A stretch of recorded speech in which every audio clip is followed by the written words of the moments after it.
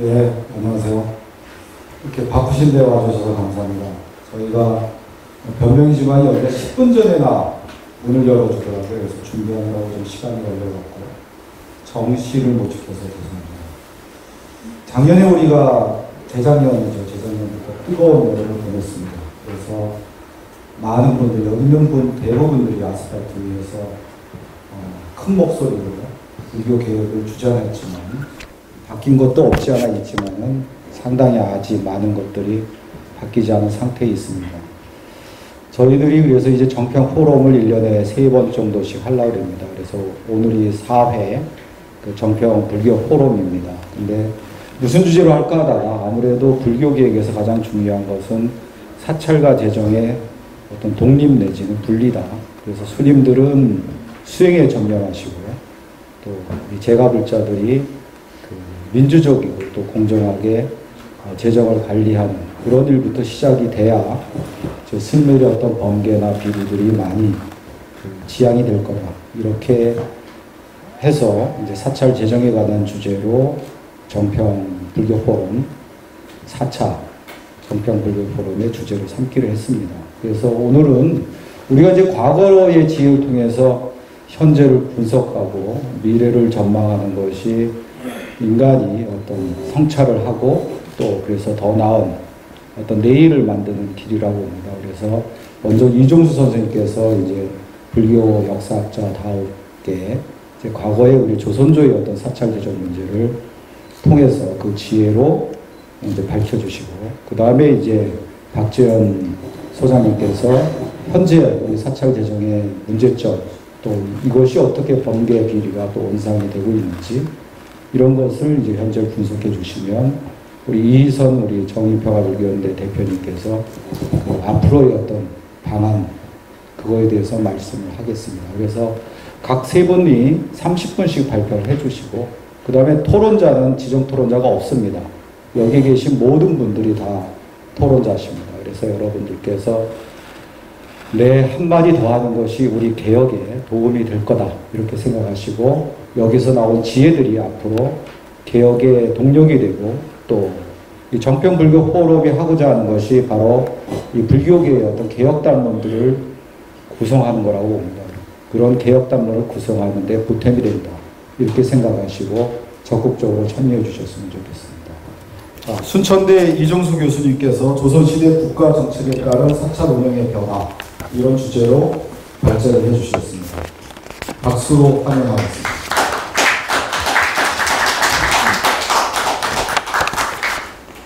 예, 반갑습니다. 순천에서 온 이종수라고 합니다. 제가 이제 지금 맡은 부분은 금방 이제 사회자님께서도 말씀하셨습니다만 이제 과거의 사찰 운영이 어떻게 되었는지 그런 부분들에 대해서 이제 말씀드리려고 합니다. 이제 그도 제가 이제 뭐 이쪽 그 경제 불교사가 제 전공이긴 하지만 이제 불교의 어떤 그 경제에 대해서는 저도 이제 깊이 있게 공부를 못하고 해서 이번에 이제 그동안 학계에서 연구됐던 내용들을 정리하는 정도로 글을 구성했습니다. 그러면서 이제 간략하게 제가 평소에 생각했던 조선시대의 어떤 그 경제의 모습, 즉 이제 그 흑불이라고 흔히 이야기합니다만 이제 그러한 실체로서 사찰 경제에 대해서 이제 간략하게 맨 뒤에 이제 언급한 그런 정도입니다. 그래서 조금 지루할 수가 있을 것 같습니다. 기록상 과거 문헌 기록상에서 이제 어떻게 이제 이야기하고 있는 사찰 경제에 대해서 어떻게 이야기하고 있는지에 대해서 제가 이제 정리하는 그런 글이기 때문에 좀 지루할 수 있는데 아무튼 문헌 중심으로 이제 정리했기 때문에 뭐 조금 공부는 되지 않을까 이제 그런 생각입니다. 그래서 조금 지루하시더라도 뭐 공부한다 생각하시고 이렇게 이제 보시면 좋을 것 같습니다. 저도 이번 기회에 정리하면서 좀 이제 여러 가지 공부가 됐던 것 같습니다.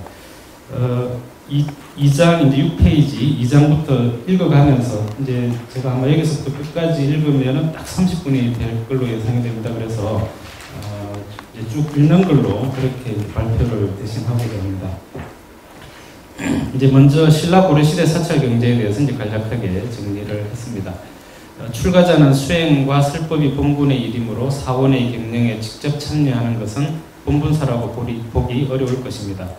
하지만 삼국시대 이래 사원 경영의 주체자는 출가자였습니다. 사찰 주지는 사원 경영의 책임자로서 국왕으로부터 수조지를 사급받거나 귀족이나 백성들로부터 현물을 시주받아 운영하였습니다. 사찰을 운영함에 있어서 전 근대 사회의 경제적 기반은 대체로 토지, 전지와 노비였습니다.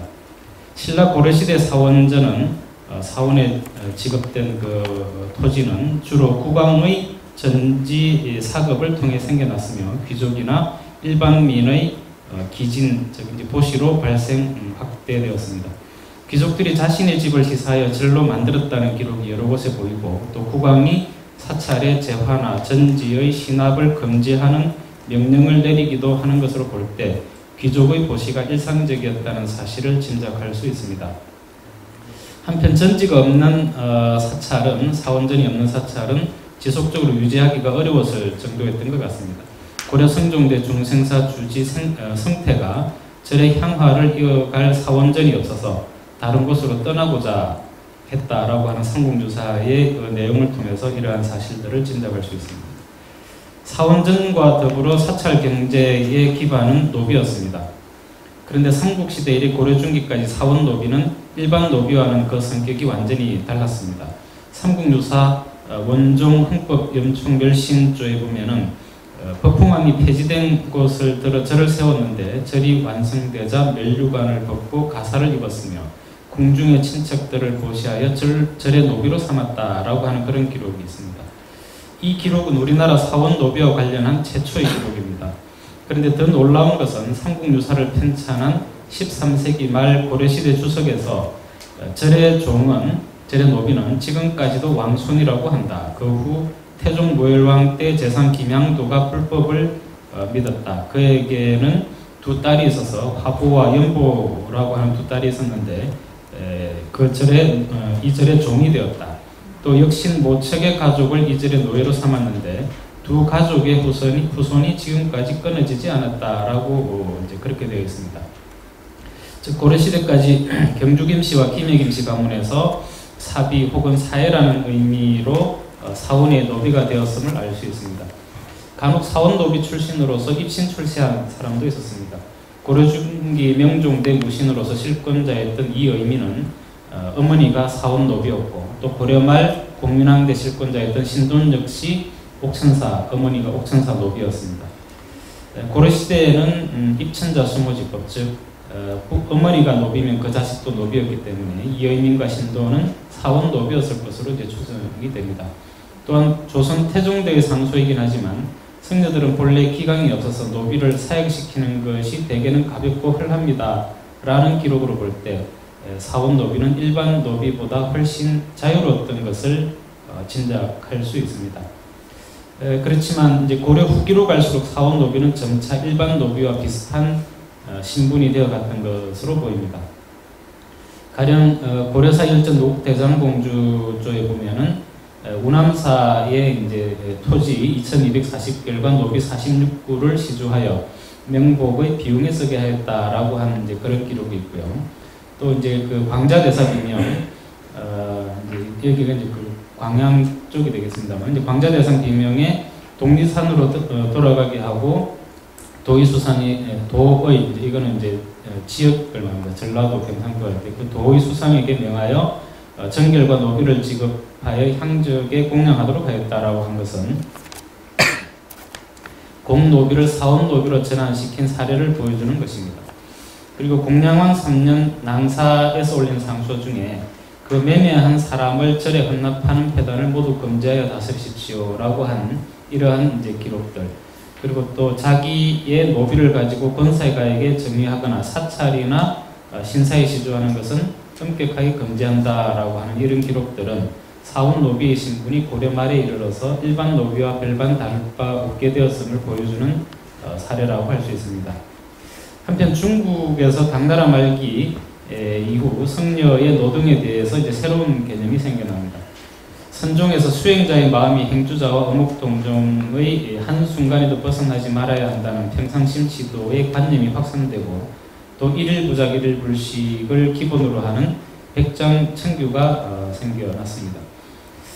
중국에서 출가자의 노동에 대한 관념의 변화가 이제 생긴 걸로 보입니다. 이로부터 출가자의 생산 활동 참여가 이제 본격화되는 것 같습니다. 고려시대 주지직은 사원의 재정을 관리할 뿐만 아니라 등망으로 사중 승려를 통솔하는 명예로운 자리였지만 주지의 타락은 사원 경제의 확대와 함께 심화됩니다. 고려시대에는 원칙적으로 토지 사유가 금지되어 있었지만 일부 귀족의 봉헌전이나 사찰의 사원전은 세습이 가능했습니다. 귀족이나 농민들이 자신의 사유지를 확보하기 위해 명목상 사찰에 기진하는 경우가 생겨났으므로 형식적으로는 사찰 소유이지만 실질적으로는 기진자의 소유였습니다. 이런 경우 토지 산출물의 일부는 사찰이 소유하게 됨으로써 사찰로서도 이익이 되었기 때문에 기진받은 사원전을 확대해 갔습니다. 또한 사찰은 토지의 매입과 전타를 통해 사원전을 확대해 갔습니다.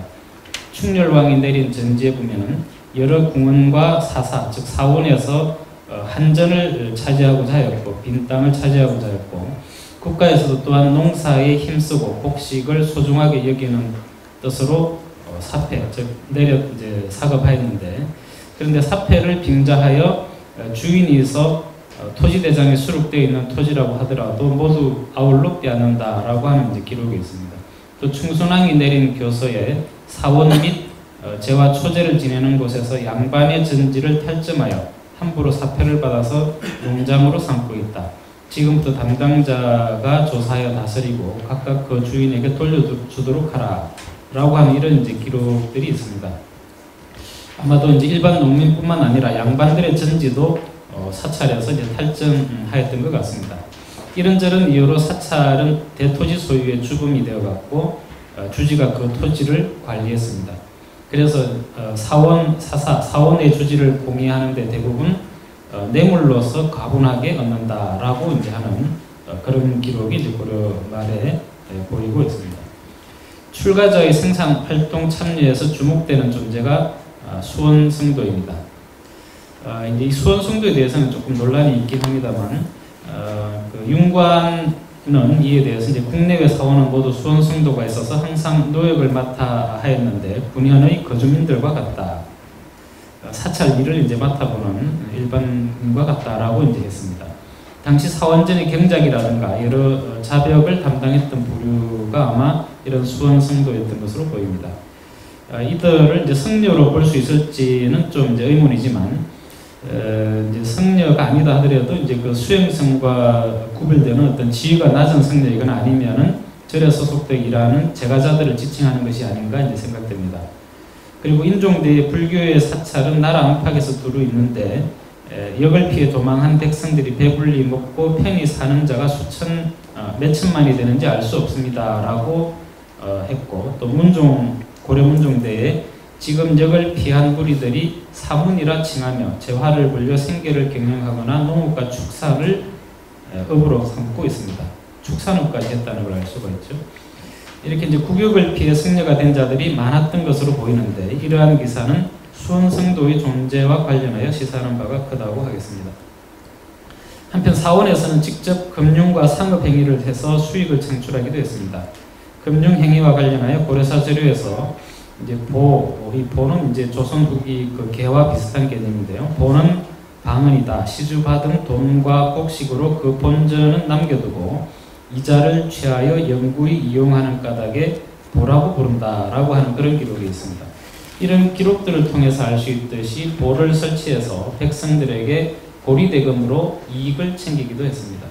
그리고 또 술을 판매하기도 했는데요. 현종대에는 성리의 술 빚는 일을 금한다라고 하는 그런 기록이 있고, 또 이제 양주에서 이제 아리기를 장의사, 삼천사, 청현사 등의 성녀들이 술 빚는 것을 금지한 법령을 어기고 쌀 360석을 사용하였으니 청컨대 유료에 의거하여 그 죄를 처단하십시오라고 하는 이제 그런 또 기록이 있습니다.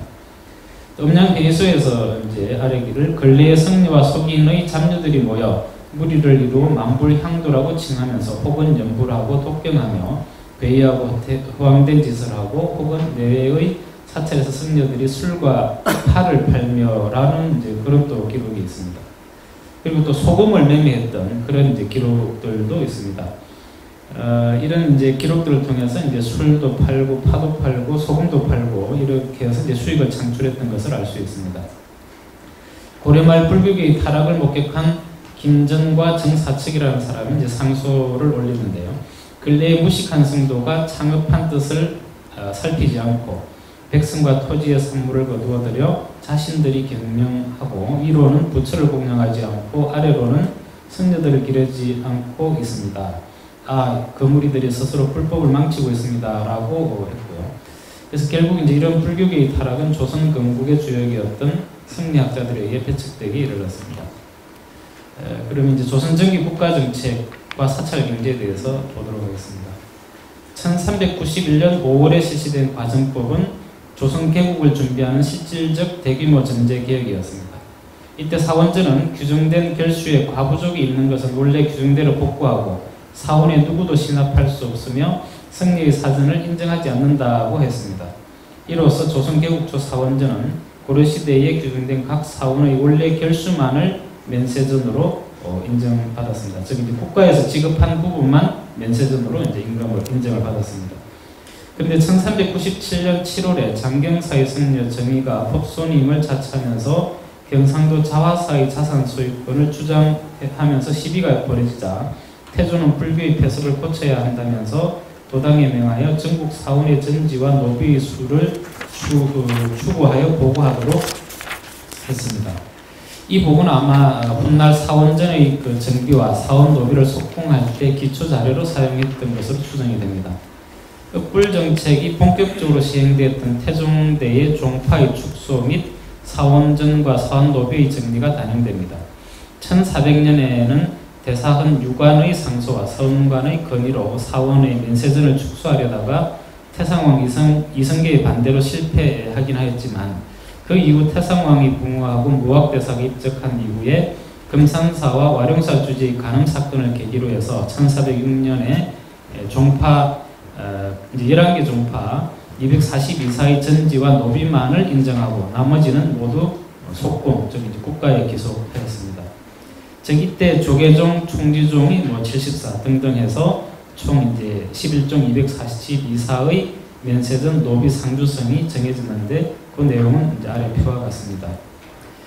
그러나 태종은 이제 이런 사찰 외에 해암사라든지 표현사, 유점사 같은 경우는 별도로 백결과 노비 59를 이제 또 추가 지급하기도 하고 또 이제 그 외에 또 사찰 같은 경우도 시지 1, 2개월 정도를 이제 지급하는 그런 이제 예외적인 지시를 또 하기도 합니다.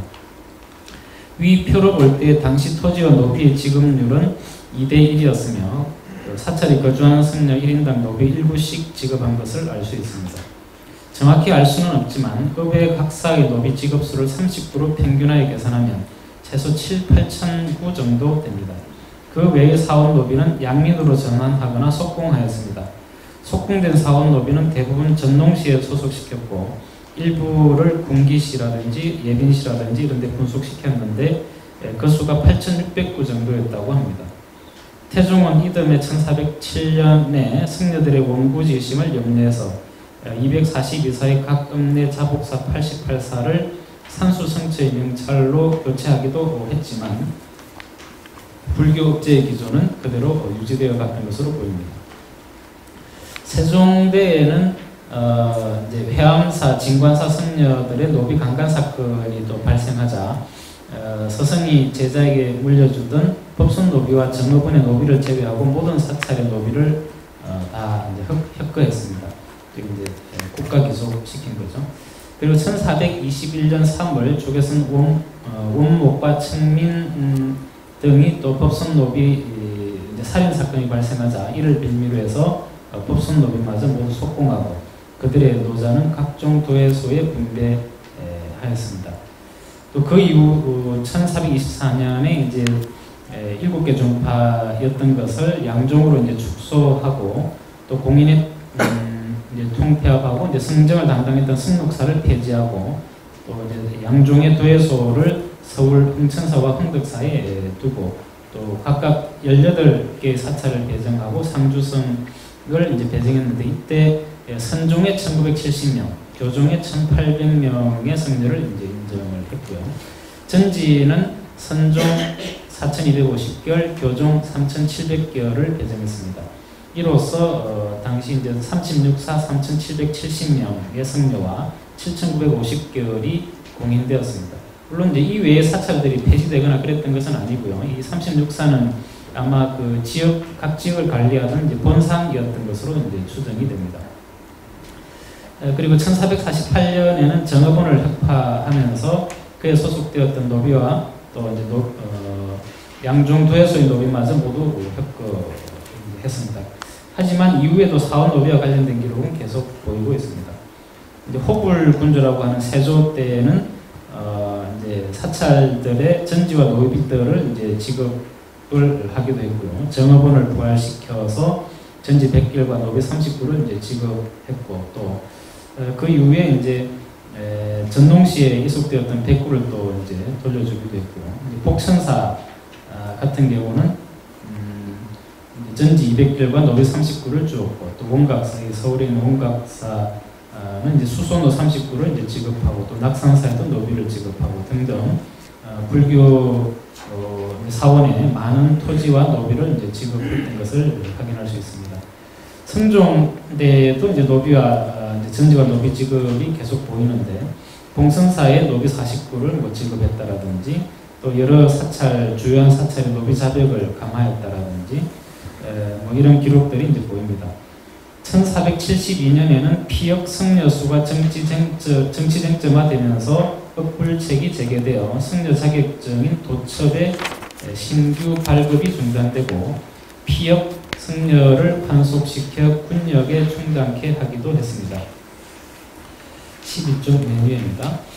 성종은 성녀 또한 백성이므로 모두 없앨 수 없고 선왕이 창건한 절도 일시에 철거할 수 없다고 하여서 전면적 폐부를 단행하지는 않았습니다.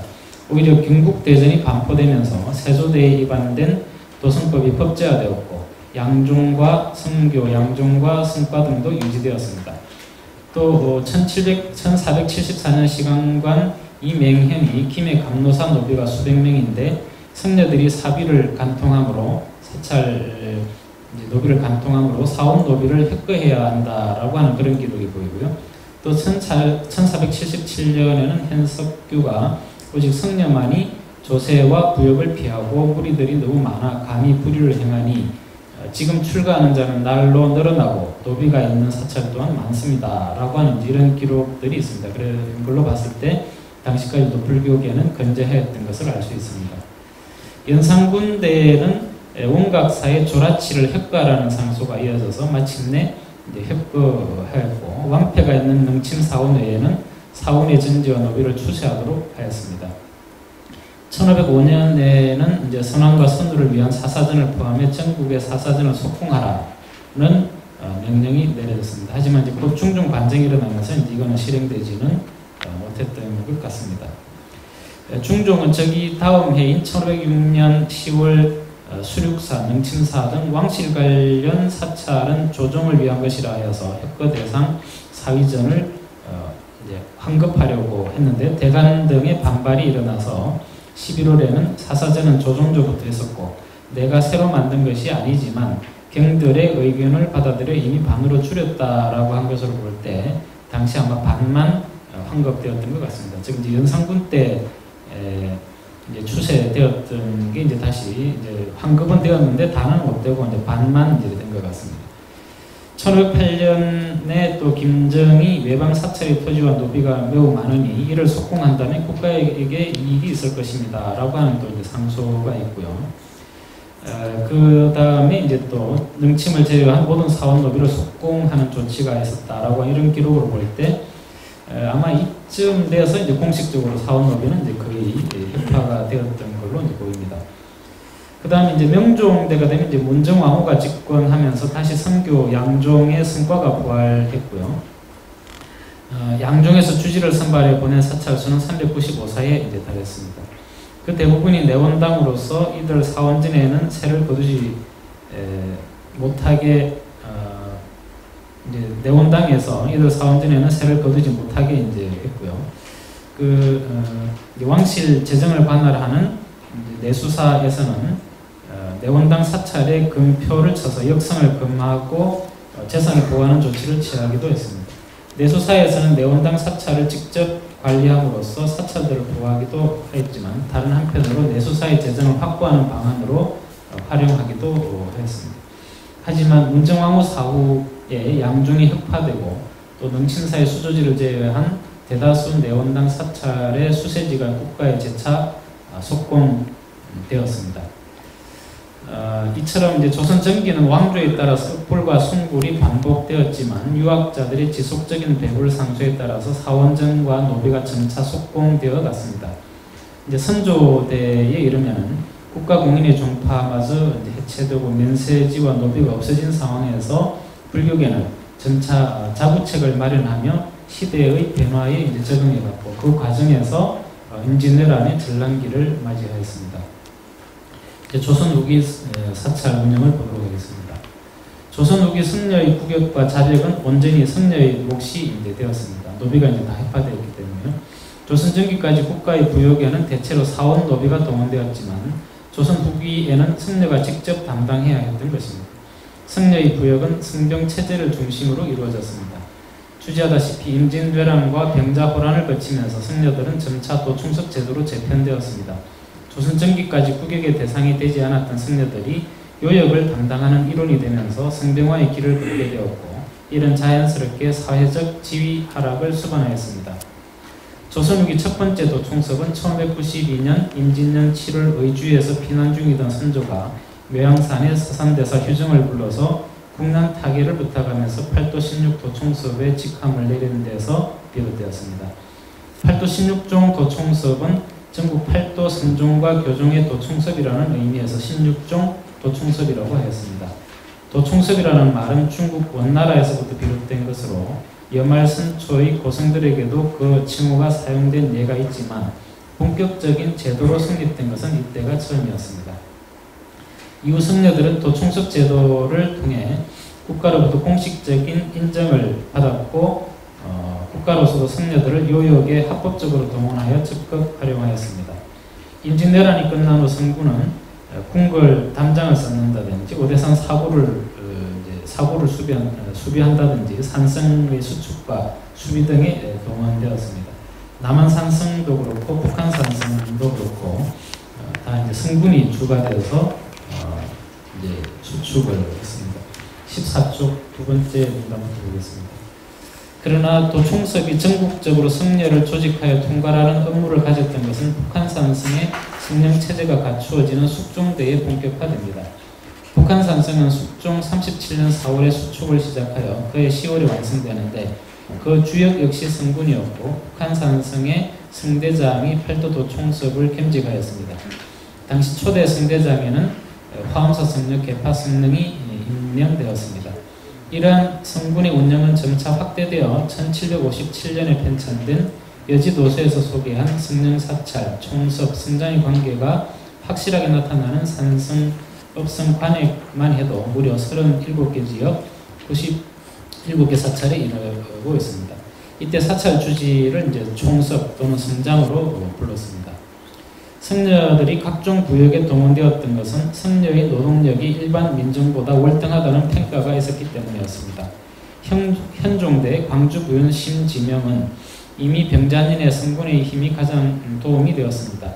민정 3일 일한 것이 일반 백성 3일 일한 것이 성군 하루 일한 것에도 미치지 못했는데 대개 승려들은 부역할 때 죽을 만큼 힘을 다했기 때문입니다. 라고 했습니다. 조선 전기까지 유학자들은 불교를 무분무분에 도이며 승려들은 국역에도 참여하지 않는 놀고 먹는 백성이라고 비난하면서 배불적 태도를 견제하였지만 임진왜란 병자호란 이후에는 승려들을 적극적으로 활용하는 방향으로 전환하였던 것입니다. 결국 숙종대의 윤효는 승려를 호적대장에 등재하자고 주장하였고 그 건의는 받아들여져서 승려들도 마침내 호적대장에 등재할 수 있게 되었습니다. 승려들은 일정한 거주처가 없는 경우가 대부분이어서 토지를 소유한 승려들로 그 대상을 제한했습니다. 현재까지 밝혀진 바로는 도적대장에 보이는 승려의 신분은 대부분 양인으로 파악되었습니다. 이로써 승려들은 양인의 일원이 되었다고 볼 수 있는데 조선후기 균역법 이후 군역의 실제 담당자가 천민이었던 점에서 본다면 승군은 후대로 갈수록 사회적으로 천민에 버금가는 존재로 인식되었음은 자명한 이치라고 할 수 있습니다. 한편 승려들은 불교에 대한 국가의 지원을 기대할 수 없게 되자 자급자족을 할 수밖에 없었습니다. 사유재산의 확대와 각종 상업활동을 통해 사찰을 운영해갔습니다. 승려의 사유재산은 고려시대부터 보이는데 조선전기 사위전이 대부분 속공되는 반면 승려 개인의 소유 전지는 늘어갔던 것으로 보입니다. 정부는 양난으로 인해 인구와 정결수가 크게 감소하여 세수가 줄어든 상황에서 이지출세, 이지출력, 즉 토지의 크기에 따라 세금을 거두고 부역을 지운다는 원칙 아래 세제 개혁을 단행하고 양전을 통해 세수를 확보하고자 하였습니다. 그 과정에서 왕실과 결탁한 원당 소유지를 제외한 사찰의 전답도 대부분 국가 수치체제 안에 포함시켰습니다. 즉 토지를 소유한 사찰이나 승려는 그 전지에 따른 세금과 부역을 담당해야 했던 것입니다. 이는 승려 역시 일반 양인의 처지와 다를 바 없는 신분이 되었음을 말해주는 것입니다. 승려들은 사유재산을 축적하여 제자들에게 상속하면서 향화와 불사의 자산으로 삼았으며 이를 제자들에게 상속해 주었습니다. 국가 역시 승려의 사유재산을 제자들에게 상속하는 것을 허락하였습니다. 1657년의 효종의 교령에서는 전답이 있는 승려가 죽으면 그 전답은 여러 족속에게 주고 잔물은 여러 제자에게 준다라고 했고, 또 그 다음 교령에서는 승려의 전답은 사촌 이상의 친족이 있으면 그 상좌에게 절반을 주고 상좌도 없고 사촌도 없으면 속공하여 그 전답을 본사에 지급하여 승려에게 보태도록 한다고 했습니다. 즉 승려가 제자에게 재산을 상속할 수 있도록 아마 실질적으로 허락했다고 볼 수 있겠습니다. 17세기 이후 양민의 사유재산이 늘어가는 시대적 추세에 맞추어서 사찰 및 승려의 사유재산 역시 늘어갔습니다. 영광 불갑사의 양안에 따르면 1658년에는 승려 응천이, 의듬해에는 승려 정림이 전답을 불갑사에 신합했다는 기록이 보입니다. 또 1719년 전주 양안에 보면은 소유주를 의미하는 승려 기주가 전체 소유주의 4.2%, 1720년 의성의 또 양안에 보면은 승려 기주가 7.5% 등 당시 승려들의 전답 소유를 짐작할 수 있습니다. 근데 사유 전답이 없거나 그것만으로 운영하기 어려운 경우에는 다른 방법으로 이제 운영을 해야 되는데 승려들이 주목한 생산품은 미투리하고 종이였습니다. 미투리는 저기 이제 집신 같은 거죠. 이제 미투리는 그렇게 사례가 많이 보이지 않습니다만 이제 종이 생산은 이제 많은 사찰에서 전국적으로 광범위한 데서 이제 보이고 있습니다. 16종 두 번째 문단 보시면 조선후기 광범위한 지역의 사찰에서 종이를 생산했습니다. 사찰의 종이 생산은 불경 인출을 위한 중요한 수공업으로서 고려시대 이래 일상적인 것이었습니다. 그런데 조선후기 대동법이 실시되어 모든 세금이 쌀로 통일되면서 관하에서는 공납금의 부족분을 사찰에서 메꾸는 경우가 많았습니다. 그 대표적인 것이 종이였습니다. 각 사찰은 중앙에 상납할 종이를 제조할 뿐만 아니라 지방 관하에 사용되는 종이까지 납품했습니다. 이때 이제 그 관에 지급하는 것은 대략 이제 그 정확한 어떤 그 노동의 대가를 받지 못하고 대략 3분의 1 정도 받았었는데 그걸로는 이제 여러 가지 어렵기 때문에 이제 일반 그 상인들하고 결합을 했던 것 같습니다. 그래서 이제 그 이런 사찰들은 종이 생산을 하되 상인들을 통해서 이제 판매를 하면서 거기서 남는 이익금으로 사찰 운영에 사용했던 것으로 보입니다. 17페이지 맨 위에 보시면은요. 이 외에도 이제 개라고 하는 걸 통해서 사찰 경제를 이어가는데요. 18세기 이후 금융 이익 창출을 위한 개는 사회의 보편적 현상이었습니다. 그 중에서 이제 사찰에 행해지는 것을 사찰개라고 불렀는데요. 이 사찰개는 고려시대 보와 같이 고리대금을 통해서 이익을 창출하는 그런 이제 활동이었습니다. 은혜사 같은 경우에는 병호 동갑의 80여인이 함께 개를 결성하여 각각 자기의 재산을 내어서 10년 동안 힘써 이자를 창출한 이익 거의 수천금이 되었다. 이런 기록들이 보입니다. 또 범어사 같은 경우는 18세기 이후로 63건의 이제 사찰 결과 확인되고 지금도 이제 법무사 일주문 앞에 바위에 그런 내용들이 이제 새겨져 있습니다.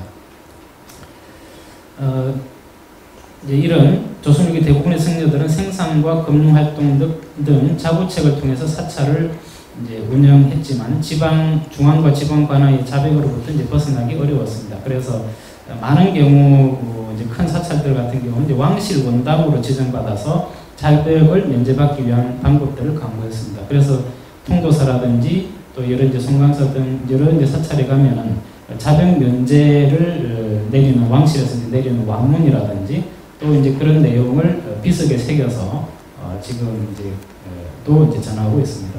17페이지 맨 밑에 문단입니다. 이상에서 살펴보았듯이 조선후기 사찰 경제는 국가의 균역법과 대동법으로 인해 크게 위축될 수밖에 없었습니다.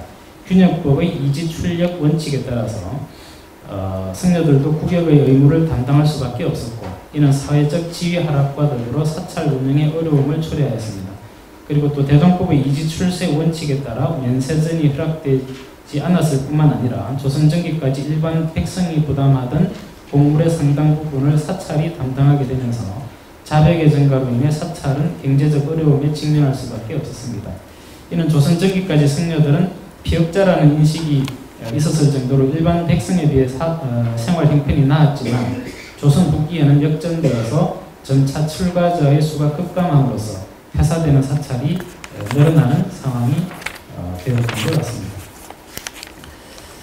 예, 매점말은 이제 정리한 건데 맨 마지막 문단만 보도록 하겠습니다. 조선 후기 사찰들은 스스로 경제적 문제를 해결하지 않으면 안 되었고 양난 이후 승려들은 실질적으로 양인과 같은 신분이 되었습니다. 국가에서 대동법과 균역법을 시행하였기 때문에 승려들도 그 영향을 받을 수밖에 없었습니다. 국역과 자백에서 자유로울 수가 없었던 승려들은 국가의 부역에 동원되면서 미투리나 재지역을 통해 창출한 수익금으로 사찰을 운영했습니다. 그리고 사유전지를 확보하여 사찰 운영의 재원으로 사용하였습니다. 18세기 이후 승려들과 제가자들은 계를 조직하여 고리대금을 통해 수익을 창출하고 그 수익금으로 불사를 이어갔습니다. 조선후기 사찰 승려들은 수행자이면서 사찰 경영의 사업가였던 것으로 보입니다. 네, 이상 마치겠습니다. 감사합니다. 네, 이 정도는 기억을 바랍니다.